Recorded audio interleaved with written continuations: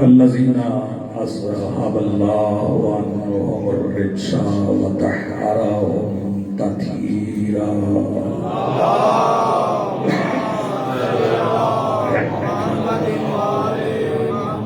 ولعنة الله على أعدائهم ملعونين أجمعين من يومنا هذا إلى يوم الدين. أما بعد فقد قال الله تعالى سبحانه في محكم كتابه المجيد وفرقانه الحميد وقوله الحق. بسم الله الرحمن الرحيم. إننا نحن نحيي الموتى ونكتب ما قدموا وآثارهم. صلوات بلند.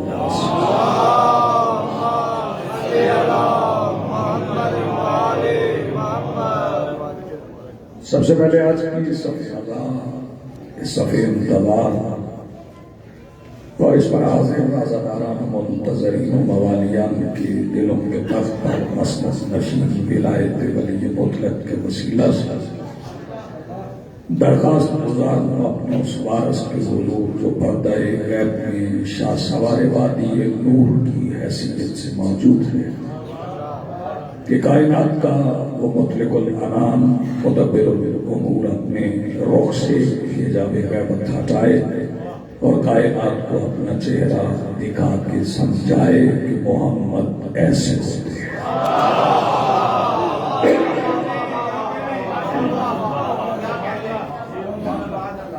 حضرین محترم، مجھے کافی دیر ہو گئی یہاں پہ حاضر ہوئے اور اسی اثناء میں یہ معلوم ہوا کہ یہ رسالہ ثواب کی مجلس ہے. ویسے تو تمام مجالس ایسی محافل ہیں جن میں ذکر محمد و آل محمد ہوتا ہے، وہ رسالہ ثواب کے لیے ہی ہوا کرتے ہیں. بلکہ میں یہ کہوں گا کہ وہ کسی یوم شہادت پر ہی ہونا ہوگا.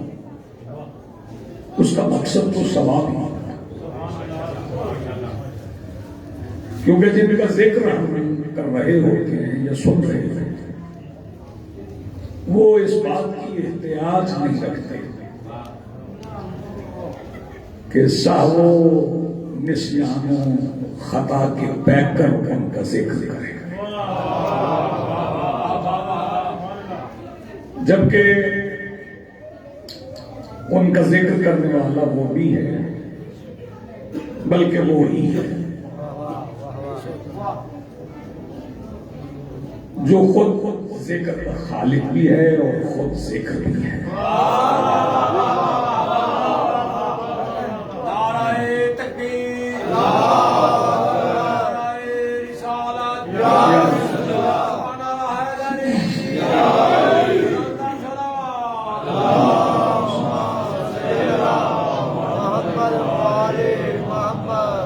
اچھا، ایک بات میں آپ کی خدمات عالیہ میں عرض کر دوں، جو وقت ہونا تھا وہ تو ہو گیا، لیکن آپ نے اپنے آپ کو تھوڑا نہیں سمجھا.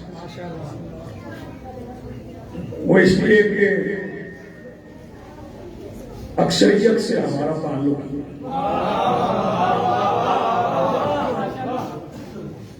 ہمیں تو اپنی قلت پہ ناز ہے، اکثریت پہ ناز نہیں. اور یہ جو ہجوم جمع ہونے شروع ہو گئے ہیں، بہت زیادہ افراد آ جائیں تو پھر مجلس سے عذاب برپا ہوگی. یہ خوبی نہیں ہے، زیادہ ہونا کوئی ممدوح نہیں ہے، یہ قابل مدح نہیں ہے زیادہ. اور اگر آپ قرآن کی طرف چلے جائیں تو قرآن نے تو واضح فیصلہ کر دیا ہے کہ وَلَقَدْ ذَرَأْنَا لِجَهَنَّمَ كَثِيرًا مِنَ الْجِنِّ وَالْإِنسِ. ہم جنوں اور انسانوں کی اکثریت کو جہنم میں پھینک دیں گے. جب اکثریت جہنمی ہے تو پھر آپ گھبرایا نہ کریں جب لوگ کہیں کہ تھوڑے سے تو بندے ہیں جو علی ولی اللہ پڑھتے ہیں.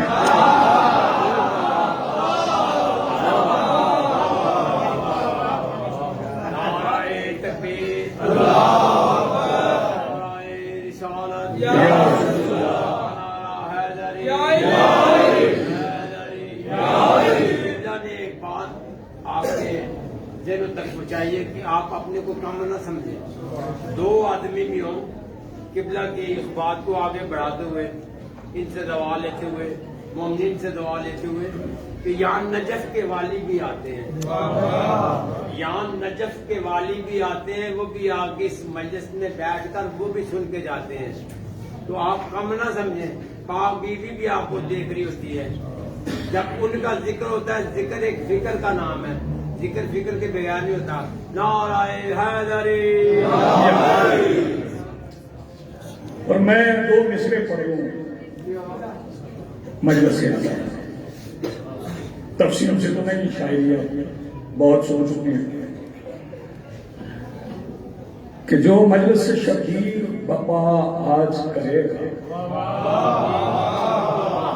جو مجلس سے شبیر بپا آج کرے گا، وہ حشر کے میدان میں کل راج کرے گا.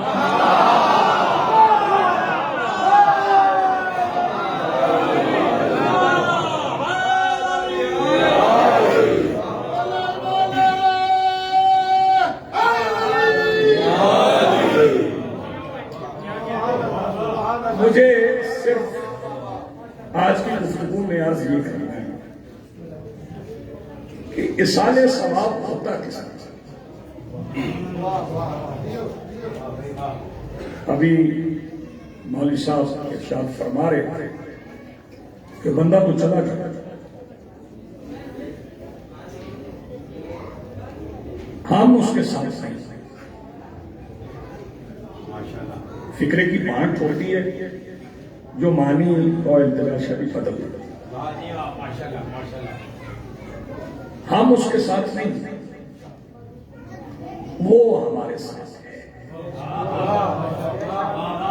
ہم اس کے ساتھ نہیں ہیں، وہ ہمارے ساتھ ہے. وہ اس لیے کہ موت چونکہ روح کو نہیں ہوئی، روح کو تو موت وَيَسْأَلُونَكَ عَنِ الرُّوحِ. اور میرا حبیب جب تم سے یہ روح کے متعلق سوال کرتے ہیں تو روح مجرد نہیں ہے، وزن نہیں رکھتی، چھوئی نہیں جا سکتی. تو پھر روح کیا ہے؟ قُلِ الرُّوحُ مِنْ أَمْرِ رَبِّي. تو پھر ان سے کہو کہ روح میرے رب کا امر ہے. امر کو موت نہیں ہے، اور جب امر کو موت نہیں ہے تو پھر اولے الامر کو تو بالکل نہیں.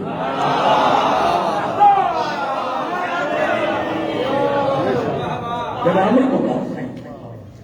چلیں بات آگے بڑھاتے ہیں. جو آیت پڑھی میں اس کا ترجمہ نہ کروں تو بعض حضرات کے اذان عالیہ میں یہ آ جائے گا کہ آیت تو پڑھی لیکن ترجمہ نہیں کیا.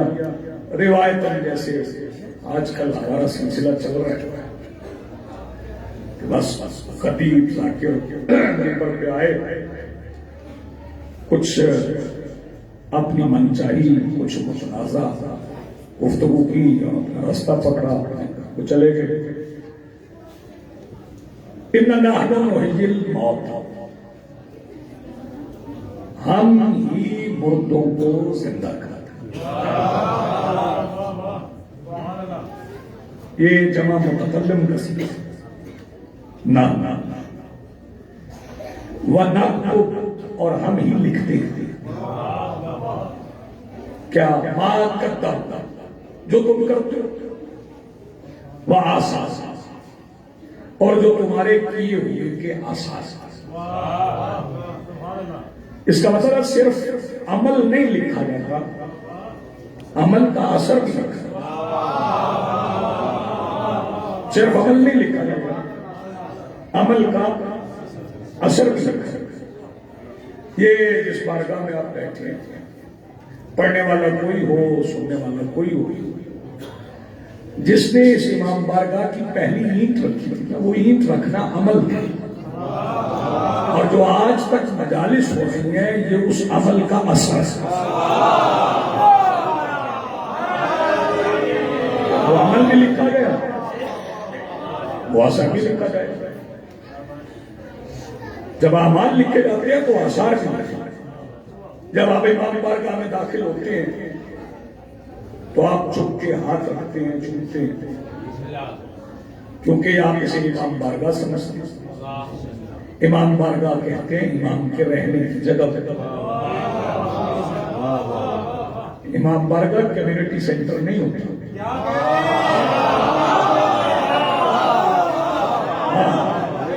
امام بارگاہ امام کے بیٹھنے کی جگہ۔ جب آپ جھک کے اسے چھوتے ہیں دہلیز کو تو یہ آپ کا عمل ہے، لیکن کسی کے عمل کا اثر ہے۔ توجہ فرمائیں، کسی کے عمل کا اثر ہے۔ اثر کس کا ہے؟ یہ اس کے عمل کا اثر ہے جو سب سے پہلے اس دروازے پہ چھوٹا، اس کے نام اعمال میں لکھا جاتا ہے۔ یعنی قبر بند ہو گئی، قبر پہ آخری مٹھی مٹی کی ڈال وہ تو بند، لیکن دفتر بند نہیں، وہ لکھا جاتا ہے۔ مثلا آپ نے اپنے بیٹے کے سامنے نماز پڑھی تو آپ کے بعد ہی اسے یاد آیا کہ بابا نماز پڑھا کرتے، تو اس کا عمل لکھا جائے گا، آپ کا اثر لکھا جائے گا، یعنی آثار لکھے جائیں گے۔ لیکن اس سے جو پہلا مرحلہ ہے نا کہ اِنَّا نَحْنُ نُحْيِي الْمَوْتَ،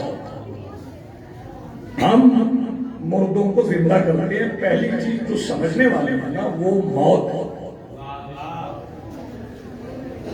موت کے متعلق مس کنسپشن ہے، مس انڈرسٹینڈنگ ہے، بندے نہیں سمجھتے کہ موت کیا ہے، بندے سمجھتے ختم ہو جانے کا نام موت،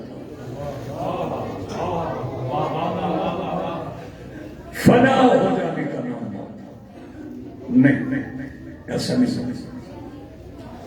موت دو زندگیوں کے درمیان ایک دروازے کا،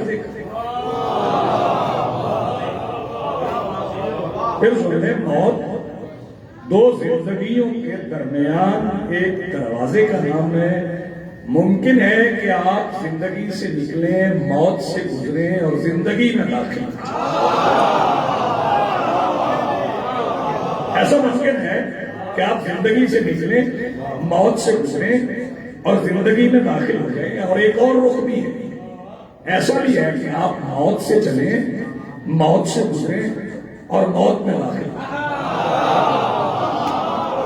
آپ غور فرما رہے ہیں، ایسا بھی ہے کہ زندگی سے چلیں، زندگی تک پہنچیں، ایسا بھی ہے کہ موت سے چلیں، موت تک پہنچیں۔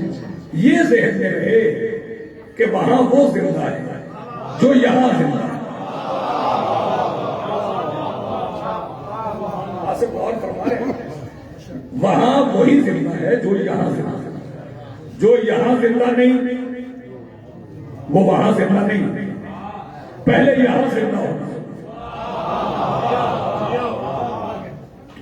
آپ تو سوچ رہے ہوں گے کہ سارے بڑے بازار بھرے ہوئے، گھر بھرے ہوئے، تو یہ زندہ لوگوں سے نہیں میرے بھائی۔ قرآن نے زندگی کی تعریف کی، قرآن نے زندگی سمجھائی ہے کہ زندگی کیا ہے۔ قرآن کہتا ہے یا ایھا الذین آمنوا استجیبوا للہ وللرسول اذا دعاکم لما یحییکم، اے ایمان والو اللہ اور اللہ کے رسول کی آواز پر لبیک کہو جب وہ تمہیں بلائیں تاکہ وہ تمہیں زندگی عطا۔ اللہ اور اللہ کے رسول کی آواز پر لبیک کہو جب وہ تمہیں بلائیں تاکہ وہ تمہیں زندگی عطا کرے۔ اس کا مطلب ہے ان کی آواز پہ لبیک کہو گے تو زندہ ہو۔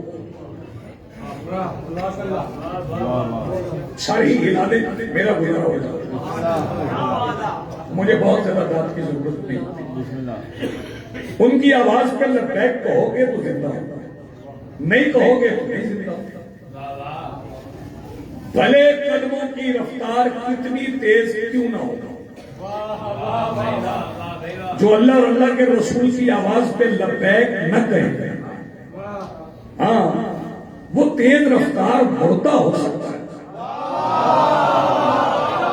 متوجہ وہ تیز رفتار مردہ ہو سکتا ہے، زندہ نہیں ہو سکتا، ان کی آواز پہ لگتا ہے۔ کتنی آوازوں کا ذکر ہے؟ میں سارے ثواب کو ذہن میں رکھ کر رہا ہوں، ورنہ جنگیں مجھے بھی یاد ہیں۔ اور حالت عام میں جنگیں ہم اس لیے نہیں پڑھتے کہ آج کل جنگ پڑھنے کے بعد پھر جنگ ہو جاتی ہے، کیونکہ پھر سب کچھ پڑھنا پڑتا ہے، کون لڑا اور کون مڑا۔ تو اس لیے جنگ پڑھنے سے بہتر ہے کہ لوگوں کو امن سمجھا دیا جائے، تو پھر امن سمجھ میں آ جائے۔ پھر ویسے بھی شریعت کی بنیاد پہ ایک فکرے پہ وہ میرے مولا علی نے سمجھایا ہے۔ مولا نے فرمایا کہ شہر میں کسی کو چھیڑنا نہیں، میدان میں کسی کو چھوڑ کیونکہ ہم شہر میں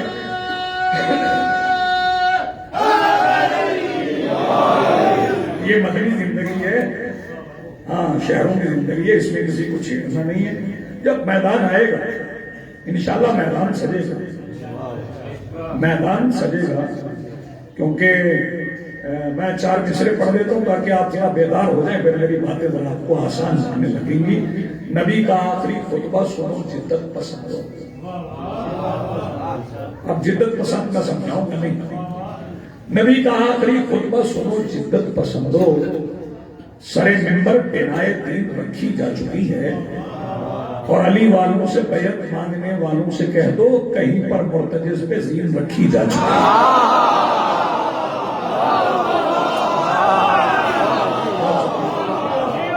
کہیں پر مرتجز پہ زین رکھی جا چکی ہے۔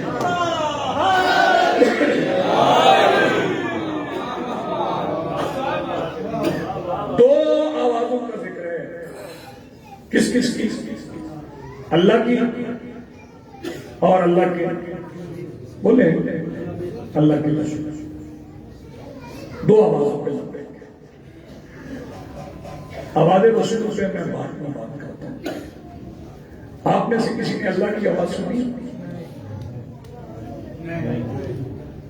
کچھ بندے خاموش ہیں، حافظے کو زور دے رہے ہیں، یاد کر رہے ہیں کہ کہیں اللہ سے بات ہوئی۔ کیا اللہ کی آواز نہیں ہے؟ جب قرآن کہہ رہا ہے تو پھر ہے، لیکن ہمیں تلاش کرنا پڑے گی کہ اللہ کی آواز کہاں ہے۔ اللہ کی آواز، اور اللہ کی آواز پہ لبیک کہو گے تو زندہ ہوگا۔ آئے ڈھونڈیں کہ اللہ کی آواز کہاں ہے۔ یہ لبیک تک کہا جاتا ہے۔ چلیں اور میں نہیں سمجھاتا آپ کو۔ بزرگ کچھ مجلس میں بیٹھے ہیں، انہیں یاد ہے جب آپ کے زمانے میں اسکول میں حاضری لگتی تھی تو آپ یس سر کہتے تھے یا بیک ہے، جس کا نام بلایا جاتا تھا وہی لبیک۔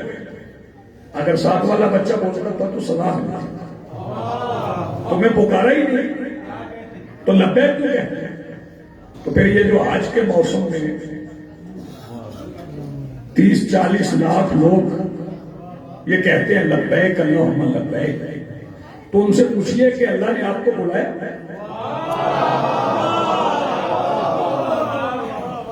اللہ نے کہا حاجی شفیق صاحب، حاجی رفیق صاحب، حاجی صدیق صاحب آپ تشریف لائیے۔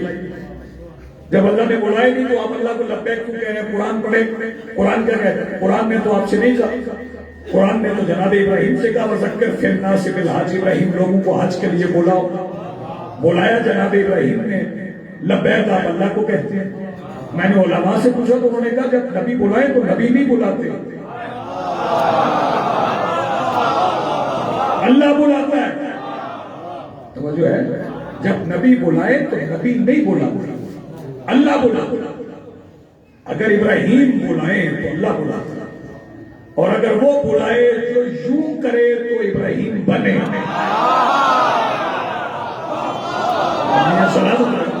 اگر میرا رسول بلائے تو پھر رسول کا بلانا نہیں ہے، پھر وہ اللہ کا بلانا۔ اس کا مطلب ہے تحت رسول کا ہے، آواز اللہ کی، اگر رسول مسجد سے بلائیں تو دعائیں وہ زندہ ہے، میدان میں بلائیں دعائیں تو وہ زندہ ہے، منبر پہ کسی کی ولایت کا اعلان کریں تو جو لبیک کہے وہ زندہ ہے۔ اگر رسول نے کہا من کنت مولا ہو فہذا علی مولا، تو پھر ایک فکرہ پنڈی والوں یاد رکھنا کہ علی ولی اللہ کلمہ نہیں، دلیل زندگی ہے۔ میری بات پہنچ رہی ہے؟ علی ولی اللہ کلمہ نہیں ہے، دلیل زندگی۔ یہی تو وجہ ہے کہ جو علی ولی اللہ پڑھ کے مرے ہم اس کے سراہانے بیٹھ کے کہتے ہیں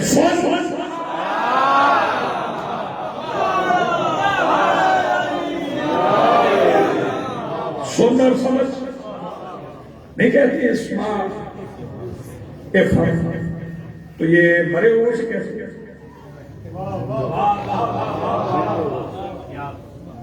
کسے کیسے اسے کہتے ہیں سن اور سمجھ۔ مجھے لگتا ہے آج کل کہ منبر سے بھی تلقین پڑھنے کی ضرورت ہے۔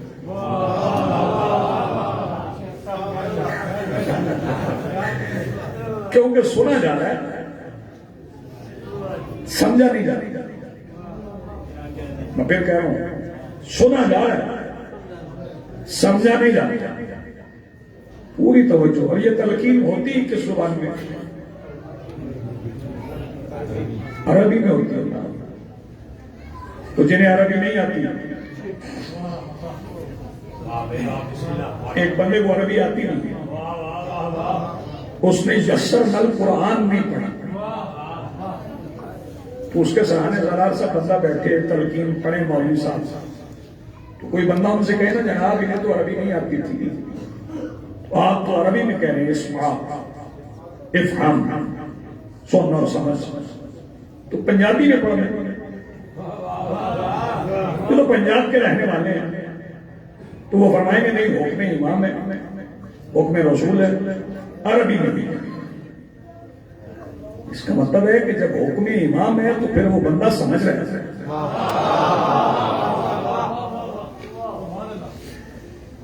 ایک بندہ مجمع میں سے سر ہلا رہا ہے، اتنے مختصر مجمع میں سے میں دیکھ سکتا ہوں، تو ایک بندہ ایسا جو سر بھی نہیں ہے، اور جب سر نہ ہلے تو سمجھے سر پہ پرندہ بیٹھ گیا۔ توجہ ہو جائے، عربی میں تلقین پڑھ رہے ہیں اور عربی آتی نہیں، حکم امام ہے عربی میں پڑھنا، پنجابی میں آپ نہیں پڑھ سکتے، اردو میں نہیں پڑھ سکتے، انگریزی میں نہیں پڑھ سکتے۔ بھئی کیا صرف اردو بولنے والے عربی بولنے والے، فارسی بولنے والے، سارے ایران والوں کو عربی آتی نہیں آتی، آذربائیجان والوں کو آتی، افغانستان میں بھی شیعہ انہیں تو نہیں آتی۔ بھئی ہمارے ایسے شیعہ بچے بھی ہیں جو انگلینڈ میں پیدا ہوئے ہیں، انہیں اردو بھی نہیں آتی، انہیں تو انگریزی آتی، تو انگریزی میں ترجمہ کریں، وہاں پہ پڑھیں انگریزی میں تلقین، تو کہیں گے نہیں عربی میں پڑھنا۔ تو یہ کون سی کیفیت ہے جس سے بندہ گزرا ہے تو ان پڑھ ہونے کے باوجود عربی سمجھ آنے لگا؟ آپ متوجہ کون سی کیفیت ہے؟ دنیا میں ساری دنیا میں پھر کے عربی نہیں آئی، ایک کیفیت ایسی ہے جس سے گزرا ہے تو عربی سمجھ آتا۔ آئیے وہ کیفیت بتاؤں، وہ کیفیت جب جناب سلمان پہلی بار خدمت سرکار رسالت پناہ میں آئے تو باہر نکلے تو باہر کھڑے ہوئے لوگوں سے عربی بولی، لوگوں نے پوچھا سلمان پہلے بھی عرب میں رہے ہو، تم تو فارس کے رہنے والے ہو، آپ عربی بول رہے ہو؟ کہنے لگے بات صرف عربی کی نہیں، میں رسول سے ملنے گیا تھا، رسول کے پہلو میں خوبصورت جوان بیٹھا تھا، میں نے ان کے چہرے کو محبت سے دیکھا ہے، دنیا کی جس زبان میں چاہو بات کرو۔ وہ کیفیت سمجھا دوں، وہ کیفیت کون سی؟ سلمان نے مولا علی کو دیکھا تو محبت سے، اور میرے مولا فرماتے یا حارث رمضان من یمت جرانی، جو بھی مرے وہ مرنے سے پہلے مجھ علی کو دیکھتا ہے، جو محبت سے دیکھے اسے تلقین سمجھ آتی ہے، جو محبت سے دیکھے اسے تلقین سمجھ آتی ہے۔ ہاں، اور محبت سے کون دیکھتا؟ یہ بات تو مجھے کہنا ہی کہنا، کوئی روکے بھی تو بھی کہے، محبت سے کون دیکھتا؟ جس کا ادھار دینا ہو وہ سامنے آ جائے تو محبت آؤٹ کرتی ہے. کیا ہوتا ہے؟ خوف. چلے نفرت نہ کہیں، خوف تو کہیں گے نا. خوف تو آتا ہے کہ میں کوئی جس کے سامنے آ رہا ہوں اس کا چھوٹا ہوں. وہ تو محبت سے نہیں دیکھے گا جو ساری زندگی یہی سوچ کر رہا ہو یہاں علی ہے. میری بات پہنچ رہی؟ وہ تو محبت سے نہیں دیکھے گا جو ساری زندگی اسی سوچ پہ گزارا. پھر تلقین پڑھتے پڑھتے آپ کہتے ہیں اسمع، افہم، سن اور سمجھ. اس کا مطلب ہے سمجھتا بھی، بولتا بھی. توجہ، آپ چلے جائیے بولے بولے، جب تک آپ بول رہے ہیں وہ نہیں بولے. قبر بند ہوگی تو پھر بولے بولے. بیٹے لائے قبر میں دفنایا، آخری مٹھی مٹی کی ڈال دی، بیٹوں کا کام ختم. قبر میں بیٹے کام نہیں آنے. یہی تو فرق ہے، دنیا سمجھ نہیں رہی. جو قبر میں کام نہ آ سکے وہ تیرے میرے بیٹے ہیں، جو قبر کے اندھیرے میں کام آئے وہ ابو طالب کا بیٹا ہے. اس سے آسان کیا کر سکتے؟ بہت آسان کر دیا. توجہ بڑھنے پڑتی. اور پھر یہ باتیں زندوں کو سمجھ آتی ہیں، طویل نہ ہو جائے. مردوں کو سمجھ نہیں آتی.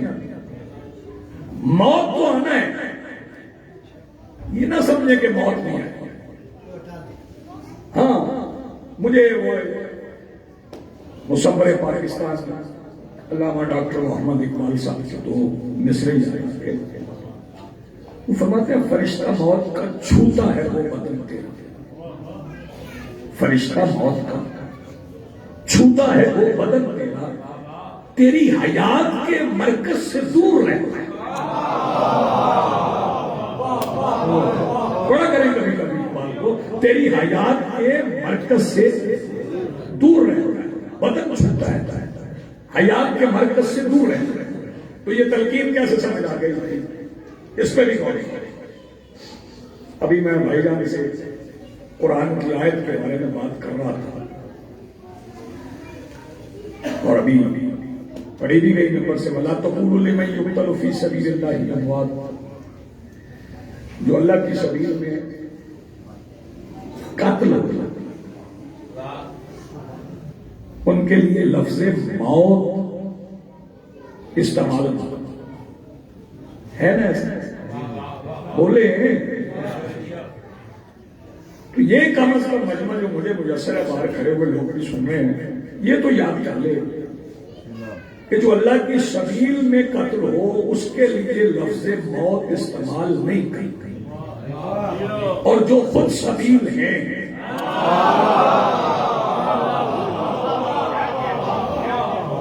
ان کے لیے آپ کے منبر سے کہا جا رہا ہے اور آپ سنے جا رہے ہیں مر گئے مر گئے مر گئے مر گئے. ذرا زیادہ حق کو کہہ کے دیکھے مر گئے.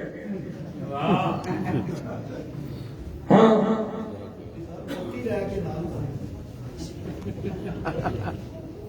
بھٹو سے کیسے کہتے وہ زندہ ہے. توجہ فرمائی. اپنے اپنے سیاسی قائدین زندہ رکھے ہوئے اور جنہوں نے زندگی دینا ہے وہ مر گئے. اور میں منطق فلسفہ نہیں پڑھ رہا، آسان باتیں کر رہا ہوں. زندگی لینے والا مرتا ہے، زندگی دینے والا نہیں. توجہ فرمائی. وہ لفظ موت استعمال نہیں کرنا. جب قرآن نے کہہ دیا کہ وَلَا تَقُولُوا لِمَن يُقْتَلُ فِي سَبِيلِ اللَّهِ أَمْوَاتٌ بَلْ أَحْيَاءٌ، بلکہ وہ زندہ ہے. وَلَٰكِن لیکن لا تشعرون، تم ان کی زندگی کا شعور نہیں ہے. زندہ لفظ احیاء ہے، شعور نہیں. تو لوگوں نے سمجھا یہ اعزازی زندگی. جیسے پرانے زمانے میں آنگریزی کا کپتان ہوتے تھے، ہوتے نہیں تھے لیکن بنا دیا اعزازی تعلیم. جیسے آج کل کچھ لوگوں کو کچھ یونیورسٹی سے اعزازی ڈاکٹریٹ کی ڈگری دے دیتے ہیں، وہ پی ایچ ڈی ہوتے نہیں لیکن اعزازی ڈگری مل جاتی ہے. انہوں نے سمجھا یہ اعزاز ہے. جب اعزاز سمجھا تو قرآن نے کہنے بعد میں پکڑ کے چھوڑا فرمایا وَلَا تَحْسَبَنَّ الَّذِينَ قُتِلُوا فِي سَبِيلِ اللَّهِ أَمْوَاتًا، جو اللہ کی سبیل میں قتل ہو جائے ان کے لیے سوچنا بھی کم ہوتا ہے. بَلْ أَحْيَاءٌ وَعِندَ رَبِّهِمْ يُرْزَقُونَ، وہ زندہ ہے اور اپنے رب سے رزق لیتے ہیں. وہ اپنے رب سے رزق لیتے ہیں. وہ جو فرمائیے ان دونوں آیتوں میں لفظ شہید نہیں. ہاں ہم شہید کہتے ہیں، آیتوں میں لفظ شہید نہیں. غور فرمائیے. اور علی کو شہید ہونے کے لیے قتل ہونے کی ضرورت نہیں.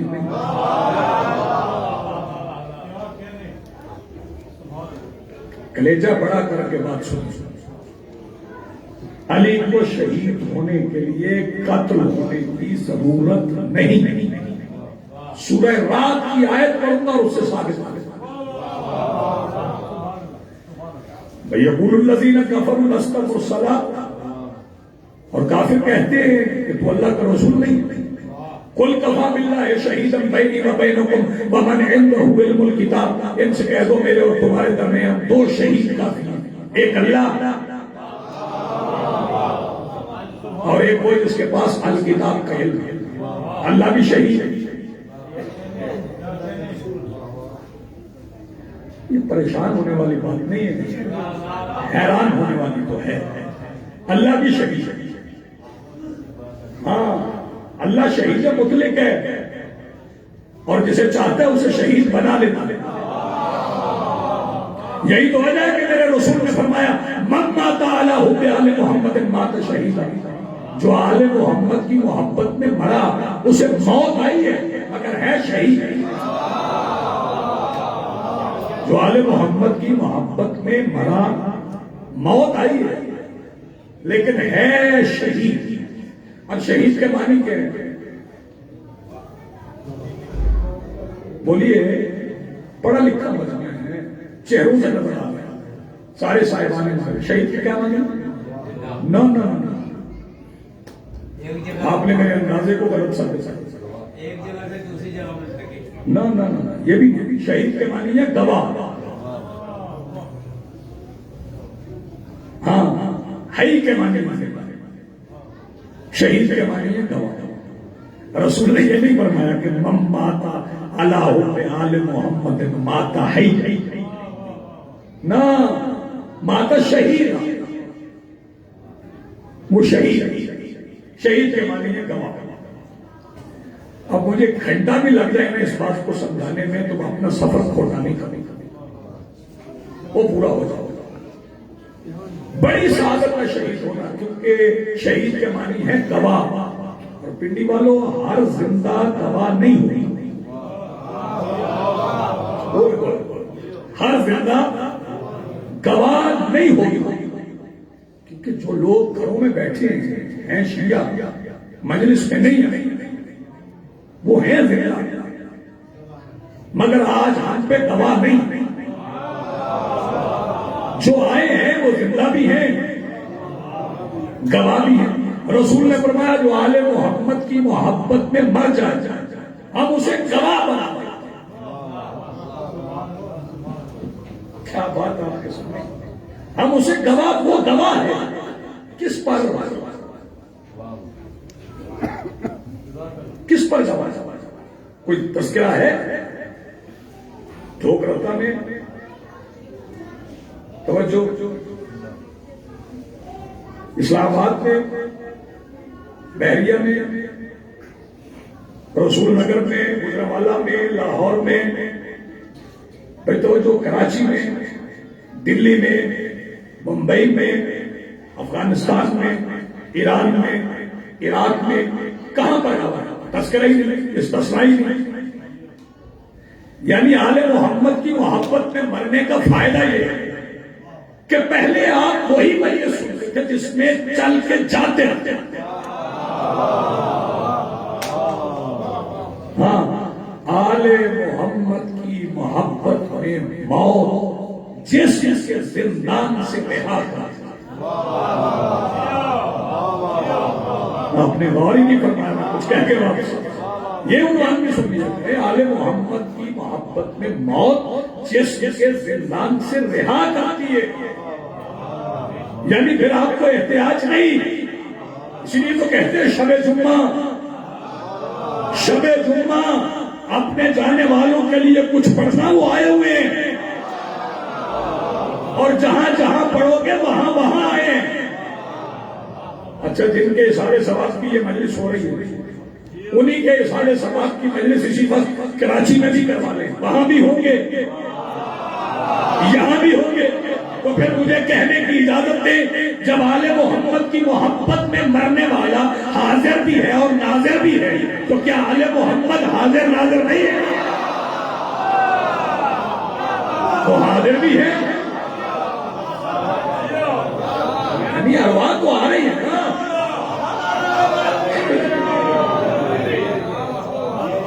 آل محمد کی محبت میں زندہ رہنے سے زیادہ فائدہ ہے آل محمد کی محبت میں مر جانا.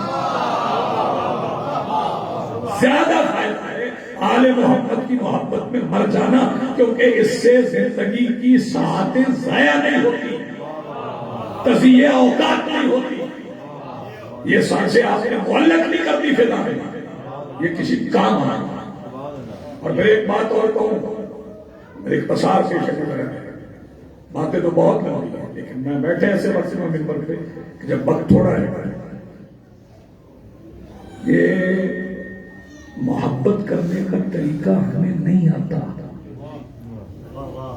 ہمیں نہیں معلوم کہ آل محمد سے محبت کیسے کیسے. ہاں کر سکتے ہیں، توجہ بڑھنی. جس نے کرنا ہے نا محبت، وہ یہ ذہن میں رکھے کہ حسین کا فلٹر بڑا باریک ہے.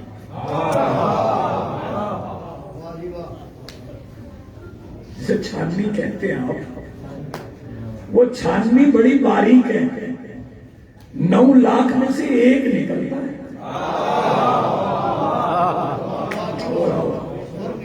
ہاں، 9 لاکھ میں سے ایک نکلتا ہے، ایک وہ ہے وہاں. تو ہمیں تو محبت کرنے کا سلیقہ نہیں کرنا. ہمارے لیے تو اتنا ہی کافی ہے کہ ان کے دشمن سے نفرت کر سکے،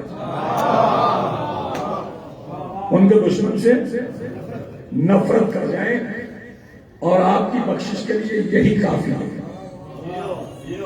کہ لوگ کننکھیوں میں کہیں شیعہ، اشاروں میں کہتے ہیں. اگر عالم ہو، ورنہ ہمارے اپنے گناہ ایسے ہیں جن کی وجہ سے ہم سے نفرت ہے. لیکن خوش نصیب ہے کہ دنیا ہم سے اس لیے عداوت کرتی ہے کہ ہم آل محمد کی ہیں. اور پتہ نہیں ہم ہیں کہ نہیں، اور دنیا کہتی ہے کہ یہ آل محمد کے. میری دعا ہے کہ ہم سب کو بروز حشر ان کی شفاعت نصیب ہو. ہم مرے تو محبت پہ دنیا سے جائیں. میں ایک بات آپ کے گوشگزار کرنا چاہتا ہوں، یہ مت سوچئے کہ کون کتنا بڑا گناہگار ہے. مولا کریم کربلا کے گھوڑے کی لگام میں ہاتھ ڈال کے اسے روکنے سے بڑا گناہ تو ہو ہی نہیں سکتا. وہ اور نے کیا نہیں. پھر میں 2 مصرے اور پڑھتا ہوں. اس کی توبہ نے یقین بخشا ہے، بخشش کا.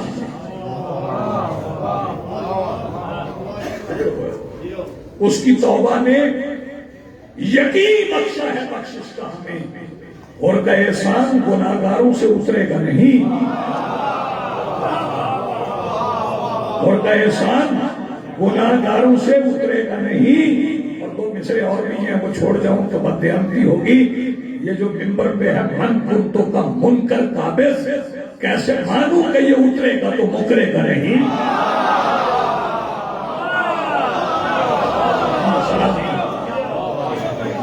بس اپنے اذہان کی توجہات کو خاص مضمون تو نہیں ہے مسائل. کربلا میں رکھیے جو کربلا گئے مولا کو پھر کربلا جائے، جو نہیں گئے مالک اس ذکر کے صدقہ انہیں زیارت کربلا نصیب نصیب.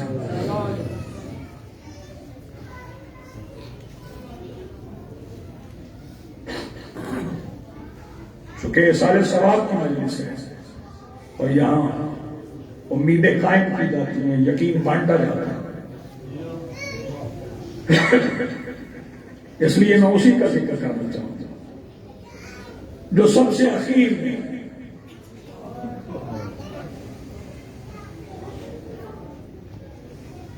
جناب ہو.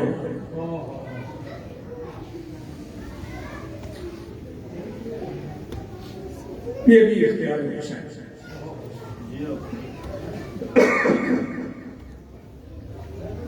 نجاست سے کوئی کپڑا گر جائے نا اسے دھو کے پاک کیا جا سکتا ہے، اس سے قرآن کا خلاف نہیں بنا.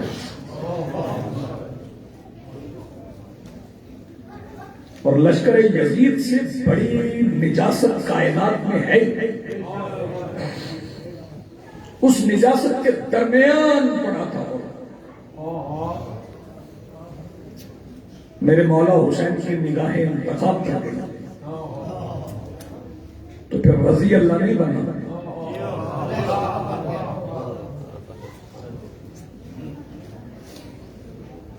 یہ اور بات کہ وہ شام کی سپاہ میں تھا، یہ اور بات کہ اور شام کی سپاہ میں تھا، مگر ازل سے ہی شبیر کی نگاہ میں تھا. اور پھر اور اپنے خیمے میں آخری رات بیٹھا. ماتمداریوں میں دو فکر مسائل سے کہوں ایسے بیٹھے ہوئے کہ بال چہرے پہ پڑے ہوئے، زمین پہ لکیریں کھینچی، آنکھوں سے آنسو بہ کے مٹی پہ کبھی اور زبان پہ ایک ہی کلمہ جاری ہے، اور تو نے دیر کر دی، اور تو نے دیر کر دی، اور تو سے دیر ہو گئی. جب دیر کہے جا رہے تھے ایک چھوٹا سا ہاتھ اور کے کندھے میں، جانتے ہو یہ کس کا ہاتھ تھا؟ یہ ہونے بیٹی کا. کہنے لگی بابا دیر نہیں ہوئی،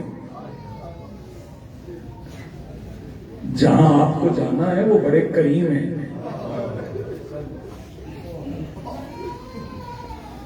اور کہنے لگے بیٹی تمہیں کیسے کہنے لگی بابا جب آپ نے خیمے اکھڑوائے تھے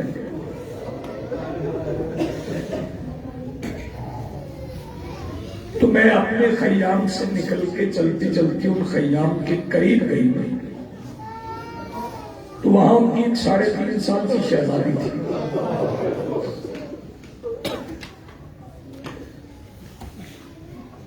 وہ میرا ہاتھ پکڑ کے اپنے خیام میں لے گیا، اپنی پھوپھیوں سے ملا،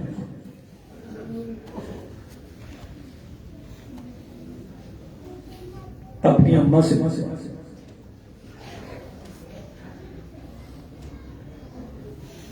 بابا وہ جو پھوپھیاں تھی نا اس شہزادی کی، وہ مجھے باری باری گود میں بٹھا کے کہتی تھی یہ بھیا اور کی بیٹی ہے.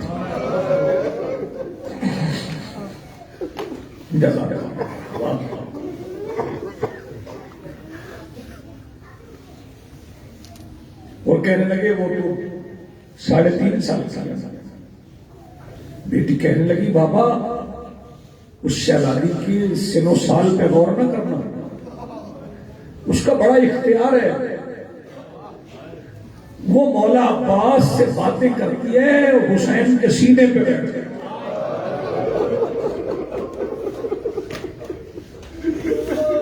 جزاک اللہ. اور کی ہمت بڑھ گئی, فوراً اٹھ گئے, عمر ابن سعد کے خیمے میں گئے. وہ جو تلوار تھی نا لشکر کی طرف سے ملی ہوئی, وہ ابن سعد کے سامنے پھینک دی. بدلے ہوئے تیور ہو کے دیکھے, نجس لشکر کے سالار میں کہنے لگا ہو تیرے تیور بدلے. فرمایا میں جا رہا ہوں. کہاں؟ کہنے لگا جہاں مجھے جانا چاہیے, میں مولا حسین کی طرف جا رہا ہوں. یہ لائن ہنسا. کہنے لگا کیسے جاؤ؟ رات کا وقت ہے, 3000 تیر انداز کمانوں میں تیر جڑ کے بیٹھے. اگر تیرا سایہ دیکھ کے ادھر جاتے ہوئے کوئی تیر چل گیا تو پھر تو حسین کے پاس پہنچا تو نہ. فکر سمجھیے گا, توبہ کے لیے آمادہ ہونے والے سمجھیں. اور فرمانے لگے اب جسم کا وہاں پہنچنا ضروری نہیں. اگر میں رستے میں بھی مارا گیا نا تو ادھر کا نہیں, ادھر کو. کرنے لگا چلو, چھپ کے نہیں آئے ہو. ادھر سے وہ چلے, ادھر سے حسین اٹھے. فرمایا عباس, اکبر, قاسم, آؤ محمد, آؤ سیف الرحمان آ رہے ہیں, توحید کا مہمان آ رہے ہیں. اپنی کہکشاں کے ساتھ حسین سے کہ دونوں طرف کے خیام کے درمیان اور مولا حسین آمنے سامنے آتے اور سیدھے مولا حسین کی طرف نہیں گئے. مولا عباس پیروں میں جھکنے لگے, کندھوں سے پکڑ کے عباس نے سینے سے لگا کے کہا اور شبیر کے مہمان کی جگہ میرے پیروں میں نہیں, میرے سینے سے. آگے بڑھے, علی اکبر نے سلام کیا, قاسم نے سلام کیا, اونو محمد نے سلام کیا.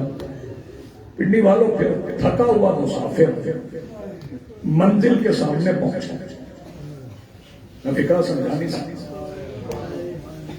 تھکا ہوا مسافر منزل کے سامنے پہنچا. سفر تھوڑا ہو یا زیادہ ہو, جب مسافر منزل پہ پہنچ جائے تو پھر کھڑا نہیں رہا جاتا. اور مولا حسین کے سامنے پہنچے تو کھڑے کھڑے سے بیٹھ گئے. کریم کا کرم بتا. شبیر بادشاہ نے یہ نہیں فرمایا اٹھ کے بات کر, حسین وہی مٹی پہ بیٹھ گئے. اور سر کے پیچھے ہاتھ رکھ کے سینے ملے اور دھاڑے مار کے رونے لگے.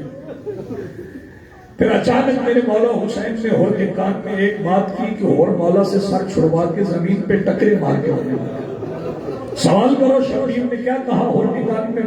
شبیر نے ہور کے کان میں کہا اور تمہیں بطول کی بیٹیاں سلام کہتی ہیں.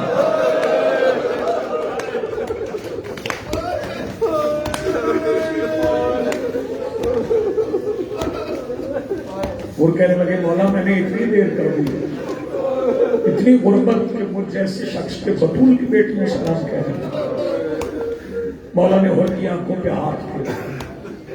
فرمایا تیرے آنے سے پہلے میں نے چراغ بجھایا تھا, میں نے ساتھیوں کے حجابات ہٹائے تھے, انہیں میں نے کوثر دکھائی, انہیں میں نے منزل دکھائی تھی جہاں پہنچنا. لے تیرے حجاب کے ہٹا, اور کے حجاب کے ہٹا دیا. اکیلے نہیں تھے, بیٹا بھی ساتھ. رات ڈھل گئی, علی اکبر کی اذان ہو گئی.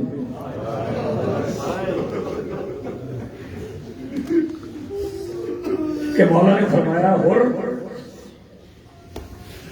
ہمارے نانا کا اور بابا کا یہ دستور تھا کہ جب کوئی جنگ ہوتی تھی نا تو پہلے خود جائے. لیکن ہم نے قانون بدل دیا، ہم پہلے خود نہیں جائیں گے، ہم اخیر میں جائیں گے۔ اور اس افسانہ نگاہ کے ساتھ مولا کی طرف دیکھنے لگے، فرمایا یہ قانون اس لیے بدلا ہے کہ جو پہلے جائے گا نا اس کی پیاس پہلے بجھے۔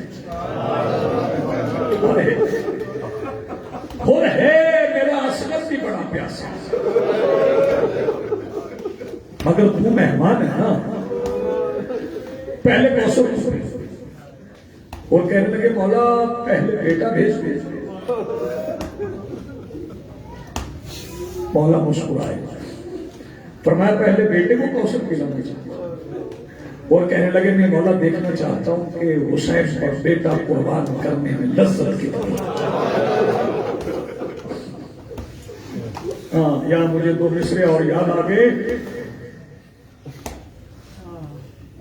کہ راہب کا یہ عقیدہ ہے مانگو حسین سے، راہب کا یہ عقیدہ ہے مانگو حسین سے، ہر کا یہ نظریہ ہے کہ مارو حسین پر۔ مولا یہ دیکھنا چاہتے ہیں، فرمایا عباس علی بن ہور کو تیار کر، دو فکریں اور سنیں کہ دو آنسو اور آ جائیں۔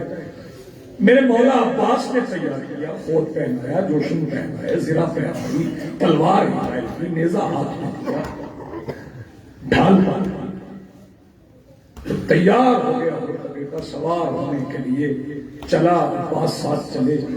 جب گھوڑے کے نزدیک آیا تھا تو کوئی زانو رکھ کے بیٹھا تھا اور کہہ رہا تھا یہاں قدم رکھ کے سوار ہو، گھوڑے کو ہاتھ باندھنا پڑ گئے، کہنے لگے ہم سے پہلے بہت دیر ہو گئی، آپ تو شبیہ پیغمبر ہیں، آپ کے زانوں پہ میرا بیٹا کیسے پیر رکھا؟ علی اکبر اٹھ گئے، مولا عباس نے گھوڑے کے بیٹے کو دونوں طرف سے پکڑ کے گھوڑے کی زین میں رکھا، زین میں رکھ لیا، اور کا بیٹا چلنے لگا تو وہ کہنے لگے مولا اجازت ہے میں تنہائی میں بیٹے سے کوئی بات کروں؟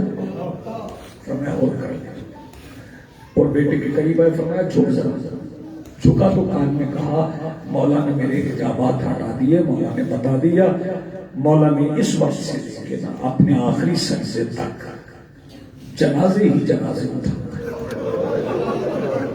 ہم سے پہلے بڑی دیر ہو گئی، بہت غلطیاں ہو گئی، اب ہمارا جنازہ ان میں شامل نہ ہوگا جو مولا کو اٹھانا تھا۔ تو بابا کیا کروں؟ فرمایا جب اترنے لگو نا تو مولا کو نہ بلانا، مجھے بلانا نہ، خود تمہیں اٹھانے آنے۔